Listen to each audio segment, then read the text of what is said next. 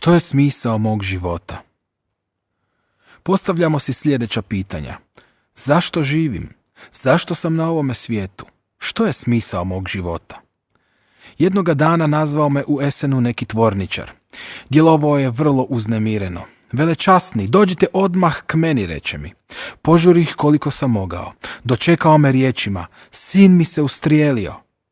Poznavao sam mladića. Bio je student i imao je sve što bi mu srce poželjalo. Bio je zdrav, zgodan, mlad i bogat. Već je dugo imao vlastiti auto i nije bio upleten ni u kakve mladalačke nepodopštine. I taj mladi čovjek ispalio je sebi metak u usta. U oproštajnom je pismu napisao: ne vidim nikakva smisla nastavljati živjeti. Moj život je bez smisla. Zaista potresno. Vidite, pitanje o smislu našeg života od goleme je važnosti. Ono je tako važno zato što raspolažemo samo jednim životom. Jeste li ikada razmišljali o tome što znači imati jedan jedini život? U osnovnoj školi nisam bio baš dobar u matematici. Moj učitelj jednostavno nije razumio kako dolazim do rezultata.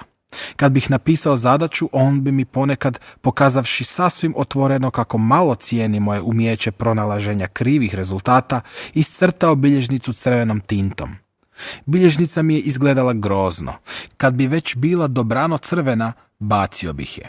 Ponekad dok još nije ni bila do kraja ispisana i kupio novu, lijepu i čistu. Tako sam mogao ponovo započeti pisati. Kad bi samo čovjek mogao učiniti tako i sa svojim životom. Vjerujte mi da milijuni ljudi u trenutku kad im smrt pokuca na vrata pomisle: o kad bih mogao još jedanput krenuti od početka, sve bih učinio drugačije. Bilježnicu je lako kupiti i početi pisati od početka, ali sa životom to nije moguće. Imamo samo jedan život. Kako je užasno kad ga zaprljamo krivim načinom življenja. Imamo samo jedan život. Ako ga izgubimo, izgubili smo ga za svu vječnost. Shvatite ozbiljno to što vam govorim. Radi se o životu i smrti. Jutros je pokraj hotela u kojem sam odsjeo protutnjalo veliko krdo krava. Kako su krave sretne, pomislih. Uopće ne trebaju razmišljati zbog čega su na svijetu. Tu je sve jasno. Moraju davati mlijeko ljudima i na koncu im poslužiti za hranu. Shvaćate li što mislim? Životinja ne treba razmišljati o smislu života.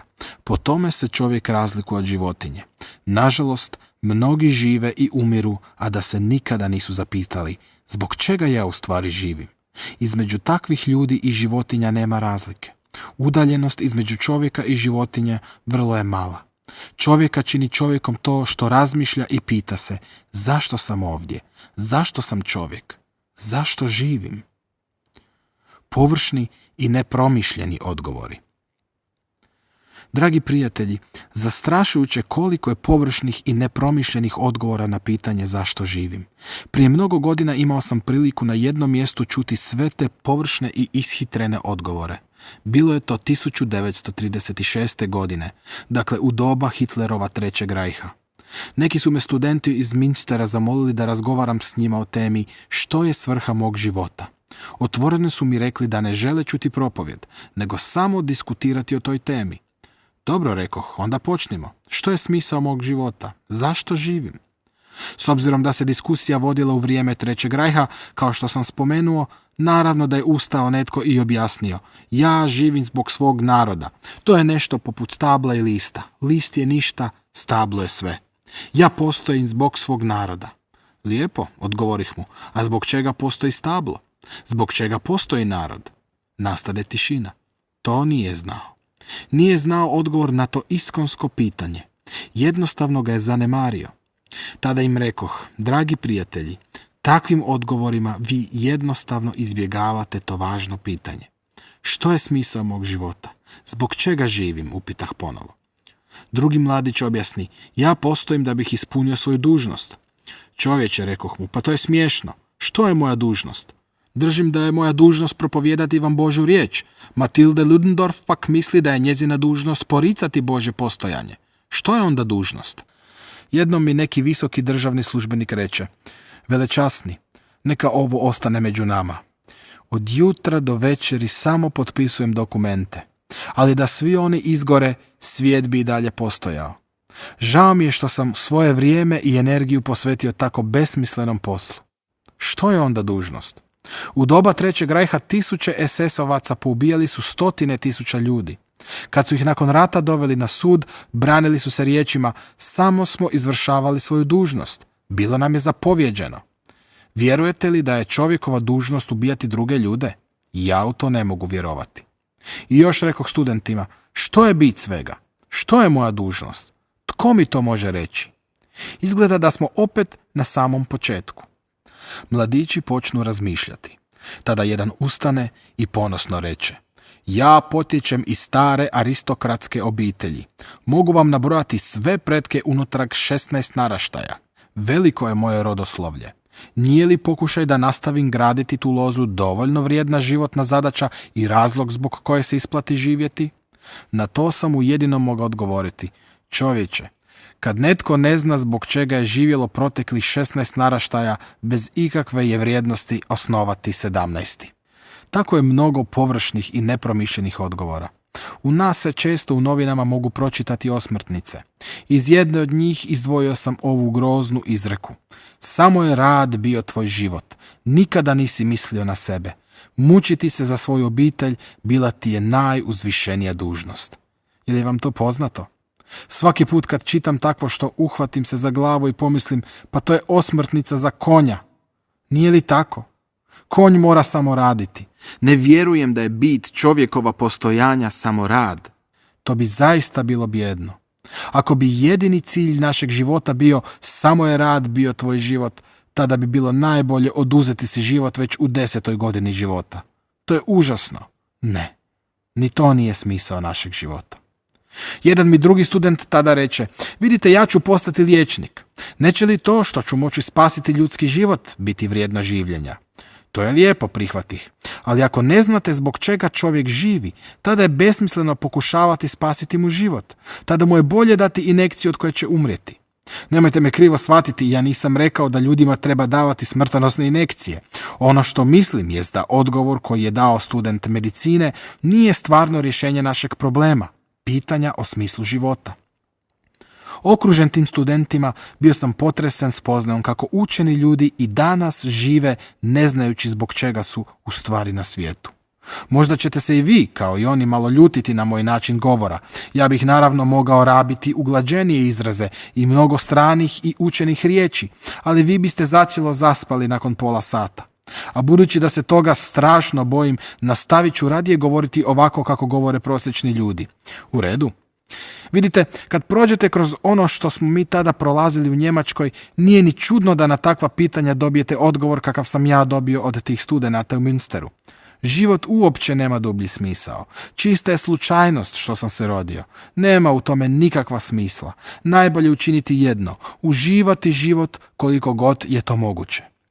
To je vjerojatno najveće iskušenje kroz koje mora proći čovjek koji počinje razmišljati o smislu života.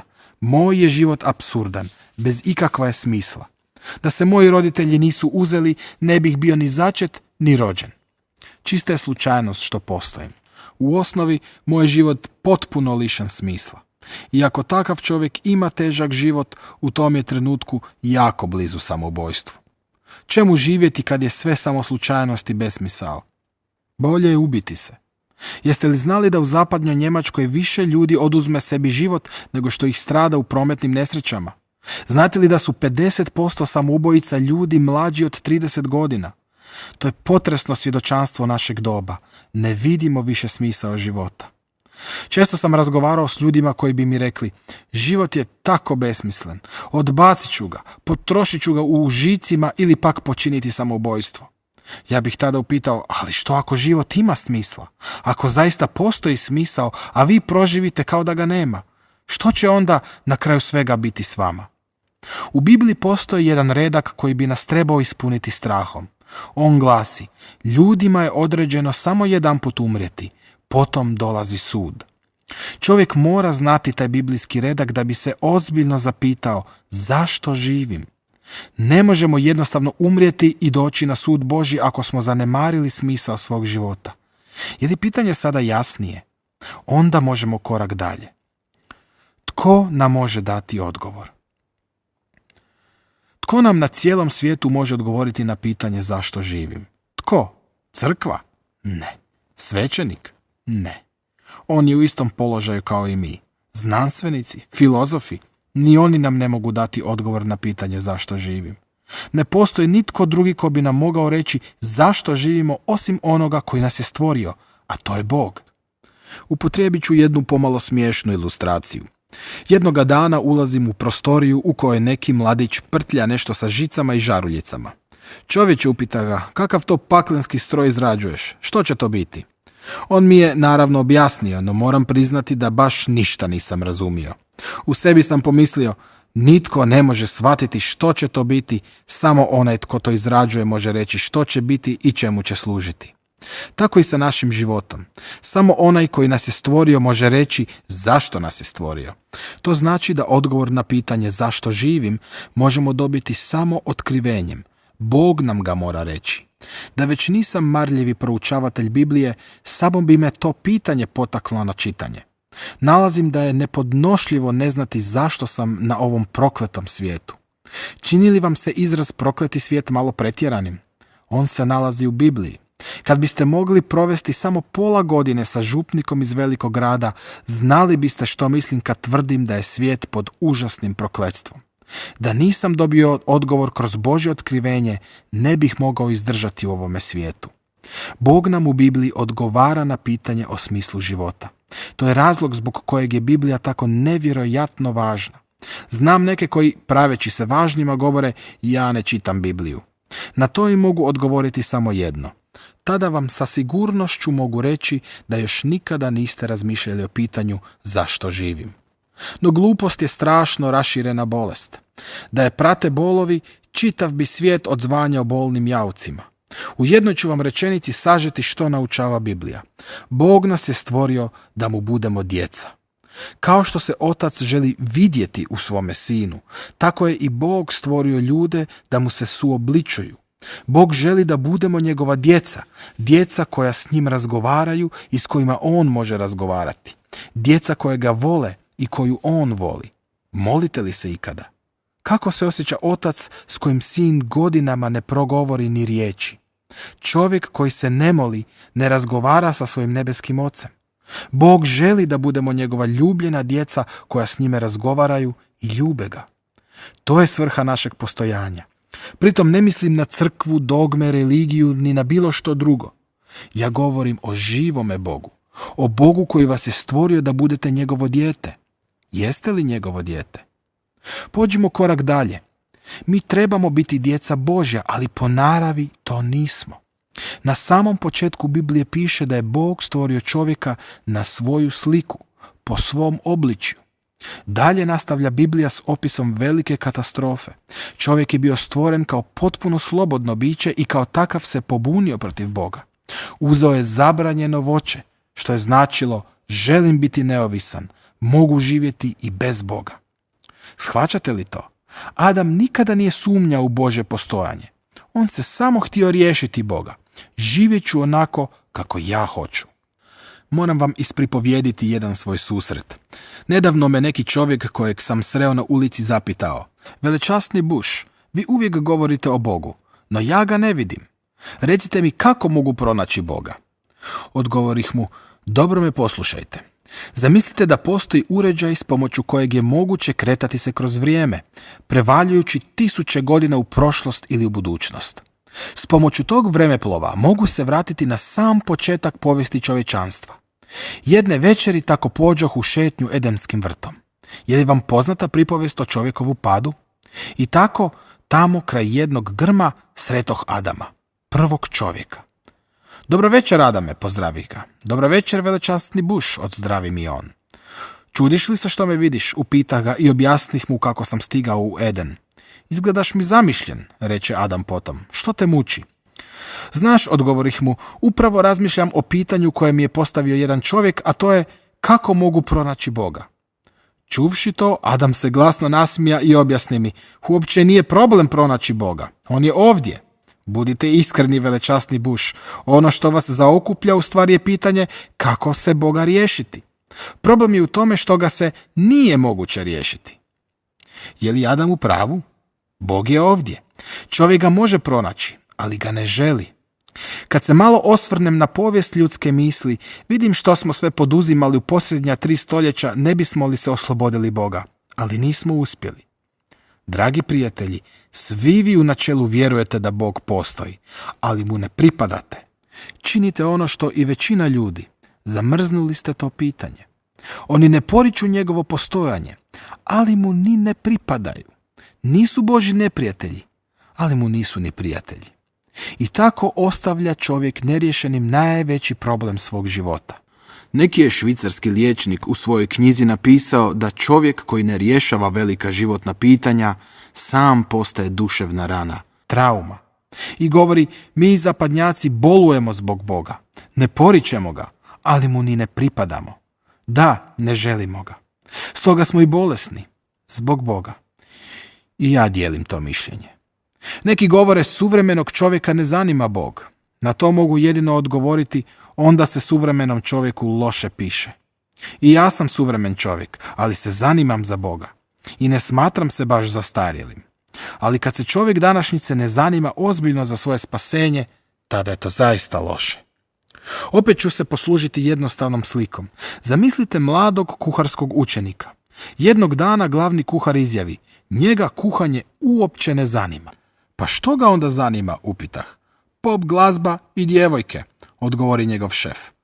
Trebali biste se i vi spustiti na njegovu razinu, rekoh mu, pa od sad razgovarati s njime samo o pločama i djevojkama. Ne, nastavi šef, ako momka ne privlači kuhanje, tada je izabrao pogrešno zanimanje. Naš je poziv biti djeca Božja. Ako se suvremeni čovjek ne bavi mišlju kako postati dijete Božje, pogriješio je u odabiru zanimanja.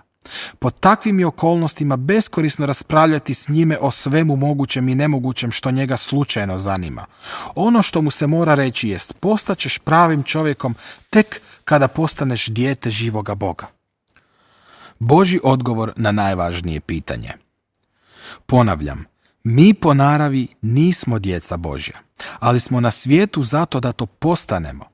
Zbog toga nam se za života mora nešto dogoditi. Svrha ovog poglavlja nije da vas malo zabavi, nego da pomogne vama koji tražite smisao života. Dakle, mi nismo djeca Božja, ne ljubimo Boga, kršimo njegove zapovjedi i baš nas briga za njega. Ne molimo se osim u nevolji, tek tada ga se sjetimo. Zato je najvažnije pitanje našeg života, kako postati djetetom živoga Boga.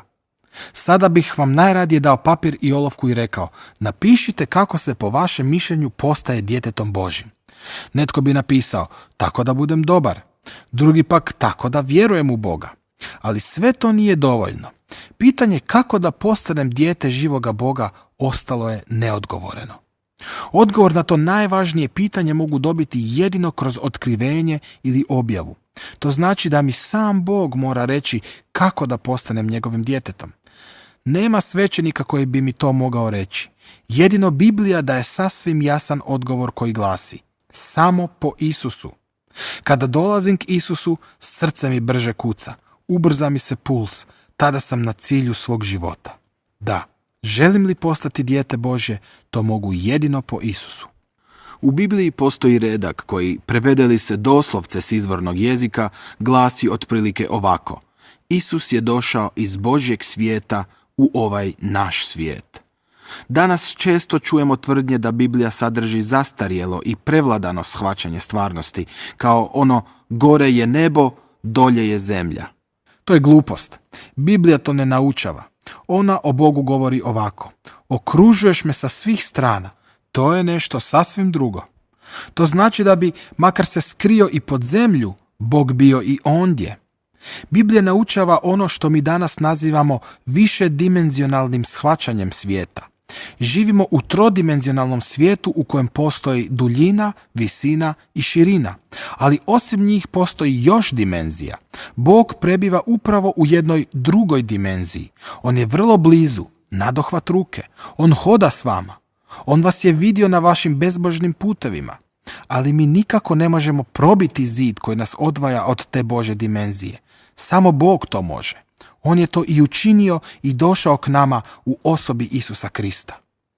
Novi Zavjet govori o Isusu k svojima dođe. Ta sav svijet njemu pripada, ali ga njegovi ne primiše. To je povijest evanđelja sve do danas. Isus je došao, a čovjek mu je zalupio vrata.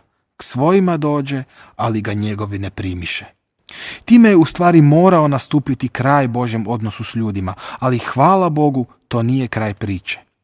Sveto pismo nastavlja, a svima koji ga primiše dade vlast da postanu djeca Božja.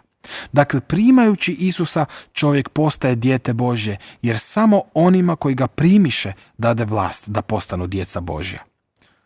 Za Prvog svjetskog rata bio sam mladi časnik i živio daleko od Boga.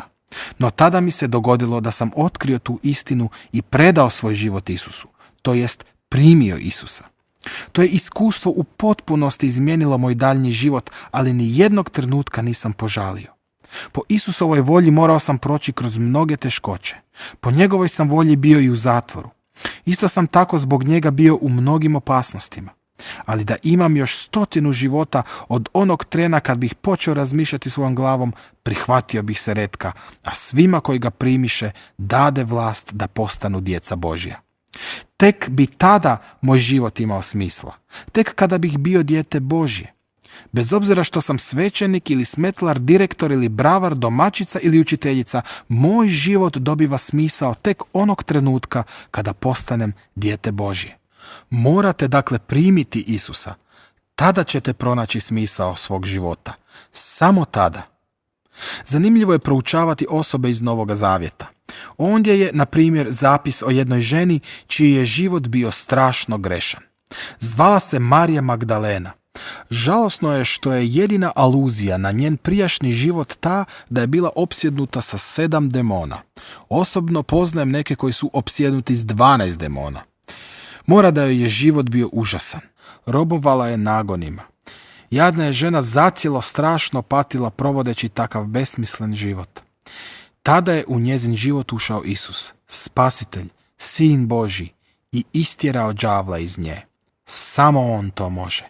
On je to i učinio. Od tog je trenutka ta žena pripala Isusu. Njezin život više nije bio bez smisla.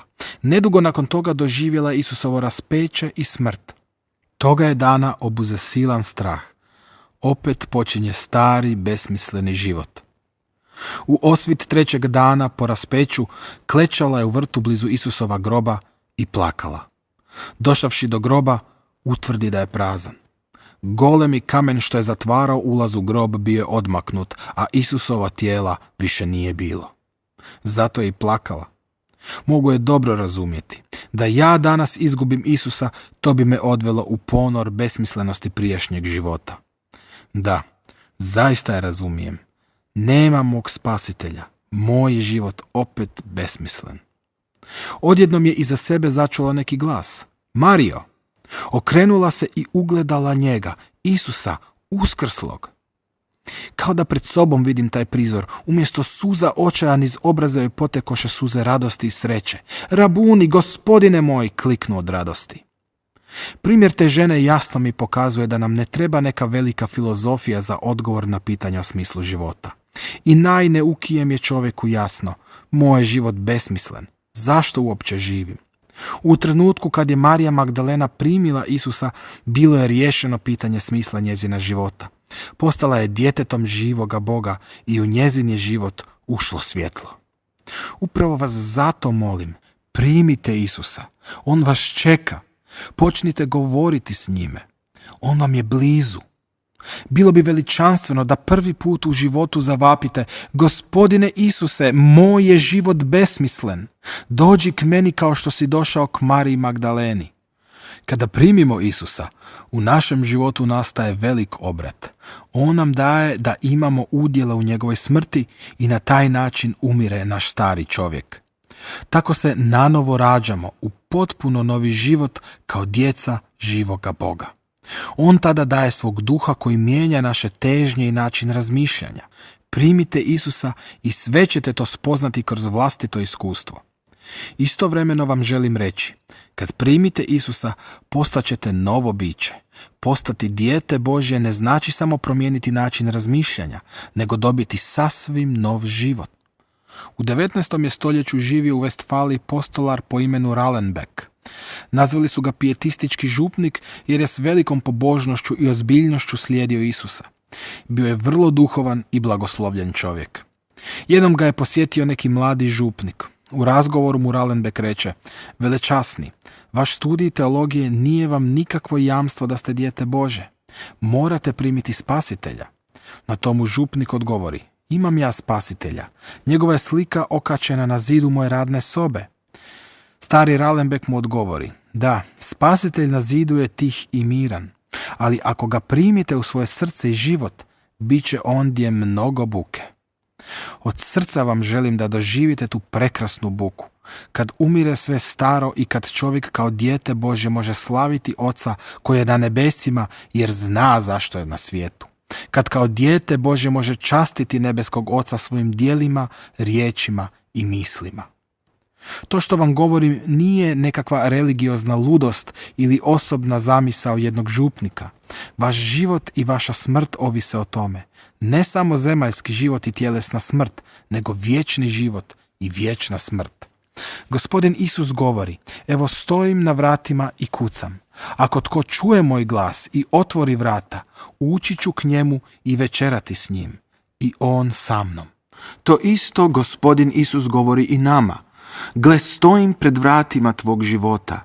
Otvori ih. Tvom ću životu dati smisao. Jednom mi je prišao neki 70-godišnji rudar i ispripovjedio mi ovo. Kad mi je bilo 17 godina, bio sam na jednoj evangelizaciji i osjetio kako Isus kuca na moja vrata. Ali tada rekoh u sebi: ako ovo ozbiljno shvatim i prihvatim, smijeće mi se svi prijatelji. Ne mogu to učiniti. I pobjegao sam odande.